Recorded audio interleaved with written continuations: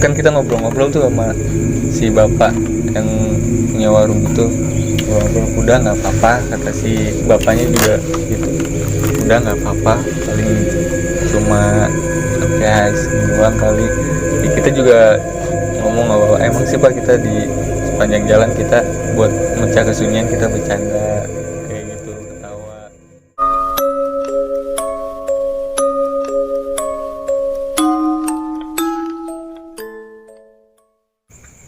Ya, jadi kalau dibilang kesurupan sih bukan kesurupan. Kalau kesurupan kan kita kerasukan makhluk lain gitu, tanpa kita nggak bisa kontrol diri kita gitu, ngomong ngantur atau ngomong apa. Kalau ini enggak, jadi dia tuh, kita waktu lagi tidur, posisinya gue lupa di mana, apa posisi, maksud posisi tidurnya, dia ngerasa tangannya itu dililit ular warna merah. Tangannya itu dililit ular warna merah. Ya. Si temen gue ini, si Heru ini emang apa namanya, sama hewan-hewan yang tulang lunak kayak ular, terus lindung kayak gitu, cacing, enggak, agak-agak geli orangnya. Dia ngerasa tangannya itu dililit ular warna merah panjang. Dia bangun langsung teriak, langsung apa ya, bisa dibilang teriak-teriakan lah, histeris lah gitu, wah tolong tolong tolong gitu. Nah itu kan gue posisi masih tidur, tolong tolong, karena gue ngedenger dia teriak-teriakan kayak gitu, histeris kayak gitu. Pas gue bangun emang yang gue rasain itu bukan ular. Dia kayak ngelempar sesuatu ke gue gitu kan, kayak ngelempar sesuatu ke gua, itu kayak angin bluk gitu ke gua. Seketika itu gua langsung merinding lagi gua pas sampai yang ininya, kayak ketawa sama pas ininya, gua agak merinding juga, kayak lempar sesuatu ke gua tapi bentuknya bukan ular, kayak angin gitu, angin gitu kan ke gua. Langsung seketika itu gelap semuanya. Gue nggak bisa ngelihat Heru yang di depan gue nggak bisa ngelihat si Pahrul, si Tompel ada, Tompel itu melukin gue. Ketika itu dia ngelempar, itu gelap semuanya, otomatis gue panik dong. Yang gue tahu karena semuanya itu gelap semuanya, cuma ada ini gue cuma ada di sekeliling gue itu. Kalau lo ibaratin di malam hari, ada lu dikelilingin orang, terus dari belakang itu kayak siluet sinar api gitu. Jadi si orangnya ini gelap tapi ada sinar kayak dari belakang. Itu posisinya gue di tengah-tengah kayak begitu. Ya gue otomatis gue juga langsung histeris dong. Astagfirullah, tolong ya Allah gitu. Gue baca-bacaan segala macam dengan suara kenceng gitu, dengan suara. Nah, makin gue istighfar, makin gue lama-lama makin sadar ternyata gue itu lagi dipelukin si apa namanya, Heru. Si Tompel. Kalau si Heru, si Pahrul yang apa ini melukin, maksudnya istighfar bro, istighfar gitu. Makin lama gue makin sadar, astagfirullahaladzim, kenapa nih, langsung baru tuh pelan-pelan gue mulai ngeliat si apa namanya, si Tompel, baru gue ngeliat si Heru. Itu lumayan ada sekitaran 20 menitan lah. Gue ngerasain gelap semuanya, kagak ada kelihatan apa-apa. Gue nggak bisa ngeliat si Tompel, gue nggak bisa ngeliat si Heru. Yang gue rasain itu cuma ya itu, gue di tengah-tengah dikelilingin orang pada ngeliatin gue. Kayak gue gambarin kayak di belakang itu kayak ada cahaya api gitu, jadi gue nggak bisa ngeliat orang, ini cuma bayangan hitam doang. Gue histeris di situ kan. Makin gue istighfar, lama-lama sekitaran 20 menit lah gitu, 20 menit, 20 detik lah gitu. Baru gue mulai sadar ya kan, istighfar, astagfirullahaladzim, ada apa ini istighfar gitu kan. Si Heru juga udah mulai sadar, istighfar gitu kan, astagfirullahaladzim. Si bapak warung ini kan sampai keluar, ibunya anaknya sampai nangis gitu karena jeritan gue sama Heru yang histeris lah, karena yang gue alamin tuh sama, si Heru sama gue tuh sama.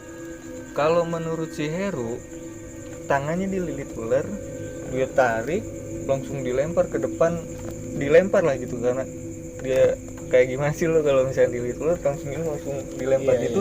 Di depannya ada gue, pas gue bangun dia kayak ngelemparin, kata dia kan menurut dia ngelemparin ular itu, tapi yang gue rasain itu bukan ular gitu, kayak angin hook gitu. Wah, langsung kejadian lah itu gitu kan. Nah udah sadar baru nih si ibu sama si bapaknya keluar, anaknya nangis, bapaknya langsung, kenapa sih, ada apa gitu kan, kenapa, baru kita cerita tuh, bro kenapa sih gitu kan, ini tangan gue dililit ular bro, warna merah, kata dia kan gitu. Terus tadi gue lempar ke depan, itu kena gue lu, tapi bukan ular gitu kan, bukan ular lah itu, ular kata dia, orang tangan gue lagi tidur kayak grejet kata dia gitu, pas gue melek itu ular di ngelilit tangan gue, kata si Heru begitu kan. Nah kata si bapak ini gitu, dia langsung masuk nih, bapaknya langsung masuk ngambil air buat kita, kasih minum. Tadi kita disuruh tidur di dalam, ayo tidur di dalam aja, tahu si bapaknya. Karena kita nggak enak juga kan, udah pak nggak apa-apa di luar aja gitu kan, ini capean aja kali. Dia masih pikirannya masih positif, walaupun janggal tetap mungkin kecapean kali atau gimana. Nah cerita mistisnya stop sampai di situ. Yang udah kita dikasih bantal, terus ya tidur aman tuh sampai pagi baru kita cerita, lu bener itu ular lu yang ini, ular masa ya gua bohong sih, ini masalahnya yang lu lempar ke gua tuh apaan lu. Terus ditempel juga, lu Riz itu kenapa Riz kayak gitu, bangun tiba-tiba kayak gitu. Itu pas gua mendengar si Heru teriak-teriakan gitu, gua bangun tiba-tiba dia ngelempar, bukan ular yang gue rasain tuh, bukan ular kayak tadi gue ceritain angin, terus tiba-tiba kondisinya kayak begitu gitu ya. Alhamdulillah si Tompel sama si Parul ini nggak kena, mungkin kalau kena berempat sih kita teriak-teriakan berempat tuh. Akhirnya ke pasang tuh udah tuh cerita terus kita ke Cigentis udah kita selesai ke Cigentis, balik lagi ke parkiran, pulang aman-aman aja, udah aman lah gitu. Udah, maksudnya gue sih tetap pikirannya ya udahlah, mungkin kejadian itu mudah-mudahan nggak kenapa-napa lagi. Kita juga pas pulang itu sempet nanya sama Pak, yang semalam nggak apa-apa, kata si bapaknya, nggak apa-apa, kecapean aja kali. Nah kayak gitu, nggak sampai situ, lanjut ceritanya. Kita udah pulang masing-masing nih, udah sampai hubungan si Heru sama Fahrul ini. Si Fahrul tinggal di Kayuringin, Bekasi kota ya, masuknya kalau Kayuringin. Heru itu di Patuha. Teman-teman yang di Bekasi kota tahu ya, Kayuringin sama Patuha, dekat Gor Bekasi. Nah si Heru nih, ternyata dia setiap tidur, mau tidur siang mau tidur malam, dia mimpi yang sama, didatengin ular itu, ular yang merah yang melilit tangannya itu. Sehari 2 hari sampai seminggu dia nggak kuat kan, akhirnya nelpon, Riz cerita lah, ini gue tidur didatengin ular ini lagi, datengin ular itu lagi setiap hari. Mau tidur siang kayak, dia kan kerja, mau tidur siang kayak istirahat, mau tidur malam, gue didatengin terus sama ular itu.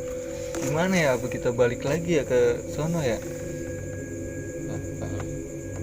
Itu kan udah mepet pengen ke Merbabu ya, udah pengen jalan ke Merbabu ya. Wah, masa balik lagi sih ke sono? Terus kita ini lagi, kita pikir-pikir lagi kan, lu kenapa ya kan, karena dapat keterangan itu kan akhirnya kita dari data-datanya yang dia sendiri yang lihat itu, terus yang nggak ngedengar lu kuntilanak ketawa, terus dia yang lu kenapa Ru gitu kan, pasti lu ada salah kan, sebabnya lah ya. Kencing sembarangan enggak ya kan. Iya. Terus ngomong si Heru ini kebetulan dia umurnya di atas kita ya, jadi gue seneng jalan sama dia tuh, orangnya dewasa, jadi gue yang tukang bercandanya, dia yang kadang dia yang ngingetin kalau misalnya gue ngomongnya agak sombong, kadang dia yang ngingetin, wih jangan sembarangan lu kalau ngomong gitu. Inget-inget lagi kenapa ya, barulah dia inget, iya di Pancoran Kejayaan itu ya, minta maaf juga ini, maksudnya di Pancoran Kejayaan itu tempat mandinya itu waktu itu banyak, emang gue ngeliat sendiri sih, banyak ya, maaf ya, celana dalam berserakan di situ. Berserakan di situ, gue nggak ngerti apa ininya, apa ya, apa fungsinya atau apa inilah, gue kurang ngerti ya. Banyak celana dalam waktu itu. Nah sama dia difoto-fotoin sama si Heru itu. Difoto-fotoin, apaan sih nih banyak banget kancut di sini, kata dia tuh. Ini dia udah mulai ingat, oh iya gue di Pancoran Kejayaan kayak begini. Di videoin sama dia? Enggak di videoin, difotoin. Oh difoto. Apaan nih di apa namanya, di gunung lah. Di gunung banyak celana dalam kayak gini, gue laporin juga nih ke Polres. Ya, mungkin itu apa namanya, sebabnya kayak gitu. Ya alhamdulillah abis dari situ akhirnya habis dibantu sama Habib gitu kan, terus di kesononya alhamdulillah udah enak lah ya, udah normal lah kayak gitu. Nah mungkin pelajaran yang buat temen-temen Gidan TV, terus juga yang temen-temen yang masih aktif mendaki ya, sebenarnya sih simple, cuma emang kadang kita lupa gitu. Yang pertama, dari awal gue ngeremehin, maksudnya ngeremehin bukan yang ngeremehin ya, walaupun kita udah plan ke sana, kita nggak dapat malam gitu kan, nggak jalan malam gitu kan. Dari awal gue udah bawa senter cuma 2, bahkan yang satu itu nggak gue ganti baterai gitu kan. Harusnya ya normalnya kita namanya pengen naik gunung minimal 1 orang 1 megang senter, karena kita nggak bakalan tahu di hutan itu bakalan kejadiannya kayak gimana. Kayak gitu kan. Yang pertama itu. Yang kedua ya nggak perlu di tempat yang sakral, nggak perlu di tempat orang ziarah. Kemanapun kita cabut gitu, mau ke tempat wisata kayak, apalagi ke gunung yang notabene hutan gitu kan ya, jaga banget sikap, jaga perilaku, jaga omongan. Terus kalau bisa tanya-tanya warga sekitar apa sih pantangannya, karena setiap tempat itu pasti punya mitosnya sendiri, pasti punya pantangannya sendiri ya. Contoh kayak di Lau, naik gunung Lau nggak boleh pakai baju hijau gitu. Terus ya berapa gunung ada apa wacana, bukan wacana ya, maksudnya peringat kayak yang perlu diperhatikan lah gitu, kayak kalau bisa lewatin nih pos ini nih, jangan ngecamp di situ kalau emang kondisinya nggak mendesak ya. Kayak gitu, cari-cari informasi apa namanya, apa aja yang kira-kira dari situ. Dan yang jelas ya itu, jangan sembarangan deh, jangan terlalu frontal ya. Itu jangan terlalu frontal pada saat itu, untuk kejadian kayak begitu gitu. Padahal niatnya itu ya harusnya sih aman-aman aja, cuma gara-gara kejadian kayak gitu ini apa namanya, jadi kayak gitu lah. Akhirnya sih tapi gue belajar sih, namanya di setiap kejadian sih ya kita harus belajar lah. Habis itu sih gue alhamdulillah sampai sekarang walaupun gue seneng bercanda ya, maksudnya naik gunung daripada capek kita fokus, kalau di mana capek mendingan gue sambil ngobrol have fun gitu, ngobrolin ya bercanda lah biar ada ceria-ceria gitu. Karena kalau ceria sih gue capek gue agak-agak hilang tuh daripada kita diem kayak gitu. Cuma sekarang agak gue tekan lah porsinya bercandanya tuh nggak, karena kita nggak tahu lah ada yang dengerin selain kita kayak gitu. Jadi pengalaman gue waktu di Gunung Sanggabuana itu. Habis itu alhamdulillah sih 2 minggu kemudian naik ke Merbabu. Oke Lur, mungkin sampai di sini aja ya Bang, cerita pengalaman waktu naik Gunung Sanggabuana. Jadi intinya kita ketika kita mau mendaki, mau perpergian nggak coba pendaki ya Bang, kayak ke laut, contohnya kayak wisata kemana dah, yang penting kita jangan jaga sikap, jaga perilaku, jangan terlalu frontal intinya Lur. Bercandanya jangan kelewatan lah.